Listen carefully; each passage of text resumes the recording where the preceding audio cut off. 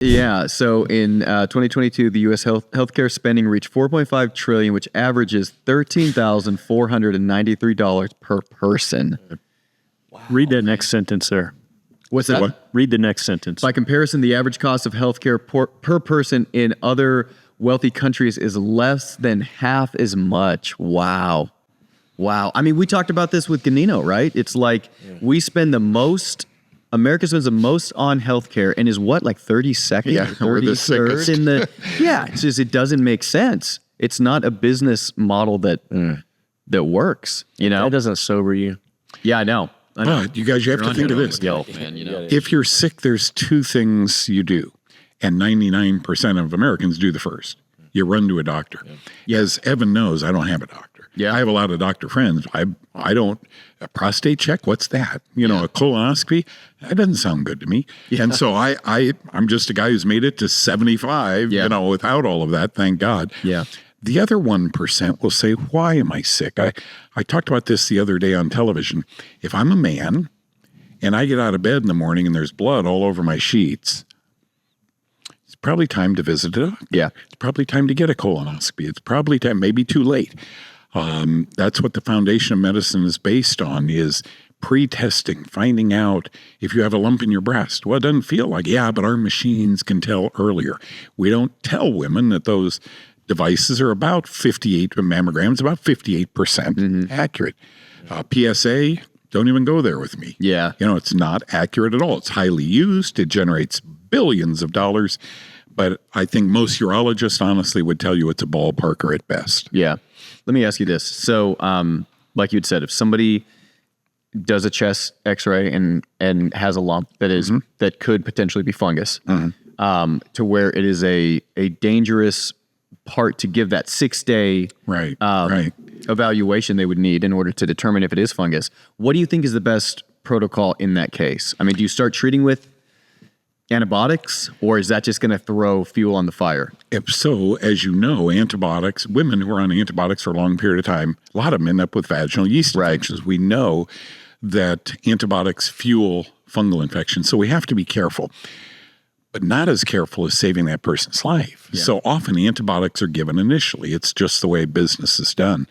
Evan, the protocol is called a biopsy. Here's the negative. In medical training, we learn a lot about bacterial infections and protozoal infections and viral infections, but nothing about mycology, very little. So your average technician working in a laboratory, I'm not sure they know anything but Candida albicans. I'm not sure they know what rhizopus or phoma or other bacteria look like. Yeah. Now, they might go to the pathologist and say, look at this. This is weird. What is this? Aha, that's fungus. Where'd you get that? Well, from a chest of a 58-year-old guy. Okay, get the doctor on the phone right away. That isn't cancer. That's a fungal infection. And here's the irony. In 2017, the toenail fungus drug diflucan was approved by the FDA to treat cancer. And it really works. In 2017? And all it does is kill fungus. And not one doctor says, Evan, is cancer a fungus? That's what I was going to say. Has there been any discussion in the medical community as to like why they approved that in order to treat cancer? Is there any discussion about that at all? Has anybody said, hey. You want the answer? Yeah. Because I've studied this. Yeah. Now, don't laugh. It seems as though itraconazole or Sporanox, which is the toenail fungus drug that's 30 years old, inhibits the hedgehog pathway through which cancer cells generate energy. Hedge? Just like way over my head. Who came up with these words? Hedgehog pathway. To me, I'm sorry, I sit at my desk and just laugh. Yeah. Or could it be that the reason the tumor goes down and the tumor markers begin declining, the blood tests, is because they're fungal? That's a fungal. Yeah. That never, trust me when I tell you, that does not cross their mind. It's really, really interesting because, I mean, you have been at this for, what? How long? Oh, look at that. That is really good. In conclusion, PubMed. Okay. PubMed. Prophylactic In conclusion, prophylactic antifungals are necessary during cancer treatment, and fluconazole was shown to be more effective in reducing oral fungal diseases only compared with the subgroup assessing amphotericin B and nystatin administered alone or in combination. And that's the sentence again. Yeah. Wow. Necessary during cancer. And that was treatment. 2023. But Mark, that's a bigger process. Do you know you put children who have leukemia? I could go on and on and on about the mold-filled bedrooms of children that have leukemia. You put them on chemotherapy to save their life, and oh, by the by, they go on prophylactic antifungal therapy.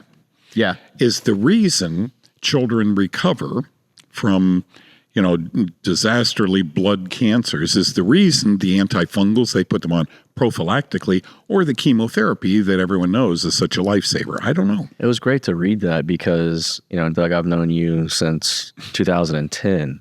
Wow. And, you've battled on the front lines for this.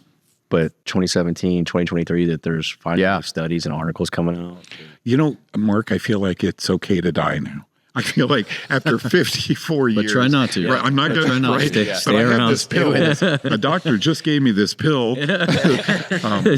No, the bottom line to it is it's been rough for 54 years. You guys, he knows. You can't imagine what I've been through. The ridicule, the laughing, and I let it roll off my back. I let it roll off my back. There was a guy that was shot at a short time ago. I don't know if you guys know about this. He got hit in the ear, and he gets up, and he's raising his arm, going, fight. That's kind of my story. I've had to fight, and here's why. When I read you guys' brochure, a Christ-centered podcast, of course, he'd be involved. Brett, of course. Yeah. In the Old Testament, I had to look up what the books of Moses were. In the books of Moses, there are 30 derogatory references to fungus, mildew, leavening. In the books of medicine, derogatory references to viruses, cat scratch fever, bacteria. It is odd that there's no discussion about fungus. A little bit Candida vaginal yeast. You brought it up. Ringworm. Yeah. But that's the extent, right? Yeah. It's not much on it. Until now, but even now, with those articles, I still think that if you took that info to a doctor and said, "Hey, I think this might be fungal based," they're going to say, "No, you're crazy." Yeah, no, it's and not. they do, and I get to hear this all the time. With all this now. Okay, let's see. That was a good one. That was the most common genera of fungi that contribute to the development of versatile cancers are Candida sp. Species. What's that? Candida species, Aspergillus species, and Fusarium species, causing an inflammation and consequently contributing to the progress of various cancers. Yeah. Isn't that unreal, you guys? By the way, it's right there. Fusarium makes a byproduct, a mycotoxin called zearalenone. Yeah. That's estrogenic. Yeah. You got to be very careful. The FDA has approved dairy cattle putting this on their ear when they're little, and it is absorbed slowly through their body for one reason. It's a growth promoter. It's a hormone. Yeah. And in my humble opinion, you follow breast cancer lines. People who want more information on this, go to bcpp.org, bcpp, breastcancerpartners.org, and type in the word Zeranol, Zeranol. If you have young children, your mouth will drop open. As you read about precocious puberty induced by this, wait a minute. We're putting it in our beef, and it's leaking into our milk.